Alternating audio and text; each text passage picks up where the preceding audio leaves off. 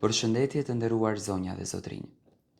Ja ku po ritakohemi sërish me mua Tirona Lilin këtu në kanalin tonë Rrëfime Jete për të ndarë lajmet edhe ngjarjet më të fundit.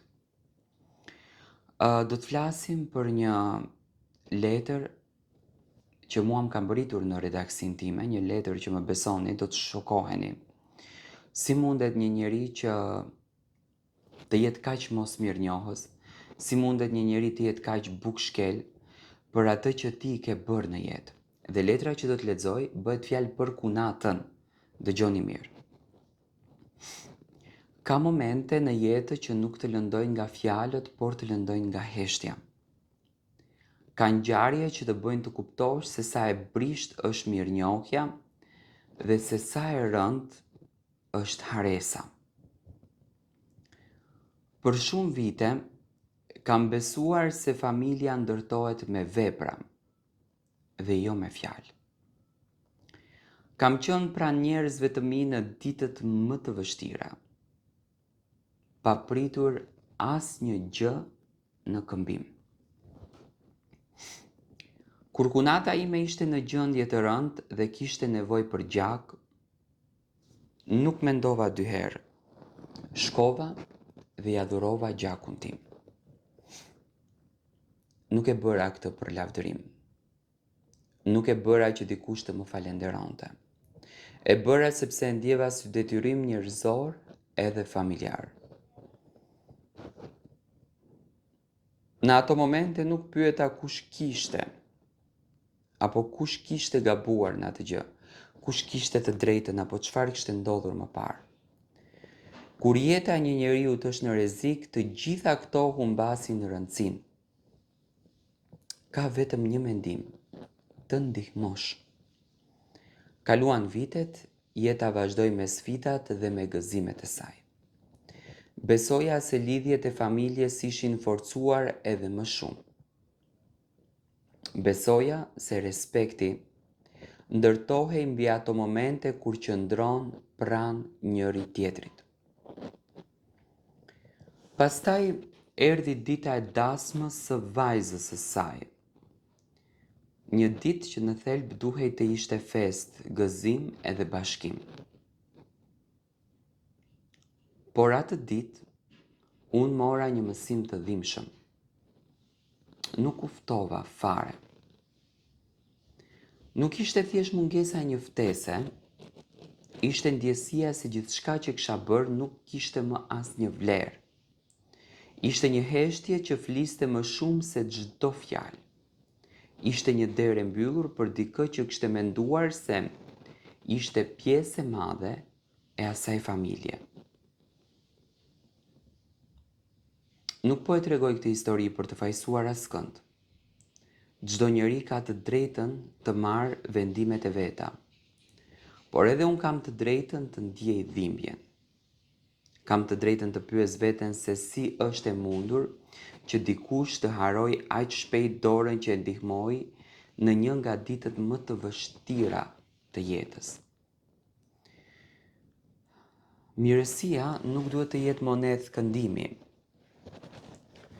Nuk ndihmojmë për të marrë shpërblim, por është njerëzore të presësh të paktën respekt. Nuk kërkoja vendin më të mirë në dasëm, nuk kërkoja falënderime publike. Mjaftonte një ftesë. Mjaftonte një shenjë që të më tregonte se nuk kisha harruar. Ndoshta disa njerëz e harrojnë shpejt të kaluarën. Ndoshta kur kalojnë vështirësitë harrojnë edhe ata që u qëndruan pranë. Kjo në fund është zgjedhja e tyre. Unë zgjodha të mos të pendohem për të mirat që unë kam bërë. Gjakun që dhurova ishte një akt njerëzor dhe do ta bëja sërish për të shpëtuar jetën. Sepse vlerat e mia nuk varen nga sjellja e kunatës. Megjithatë, kjo përvoja më mësoi diçka të rëndësishme. Jo çdo sakrificë vlerësohet dhe jo çdo mirësi kujtohet. Kjo nuk do të thotë se duhet të ndalojmë së bëri mirë, por duhet të mësojmë të mos të presim që të gjithë ta kuptojnë vlerën e saj. Sot nuk mbaj më urrejtje në zemër.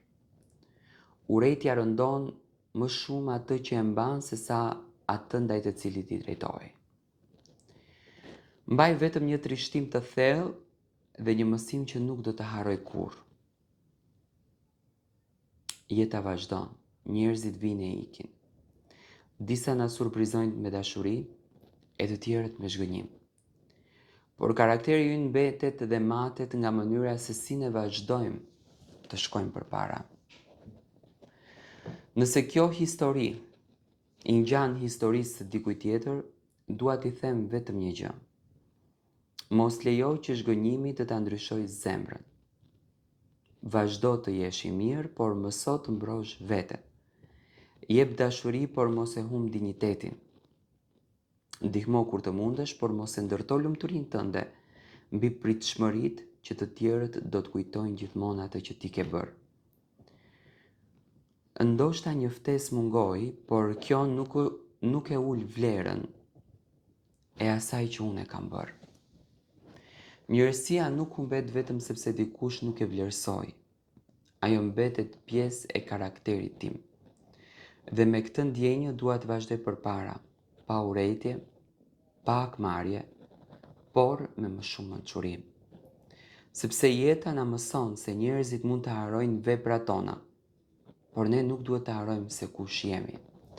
Në fakt ka qenë një nga letrat më të bukura që unë e lexova, sepse përpos që brenda gjeta një zhgënjim, gjeta një thyerje shpirtërore, gjeta një lëndim, gjeta edhe një grua e cila me dinjitet dhe me urtësi tregon që në jetë nuk duhet të presim gjithmonë atë që ne japim. Do me thënë, jeta është një medalje, ka njerëz që na vlerësojnë për atë që kemi bërë, ka njerëz të cilët janë mos mirënjohës, dhe në këtë rast, do me thënë, kjo medalja gjithmonë i ka dy anë.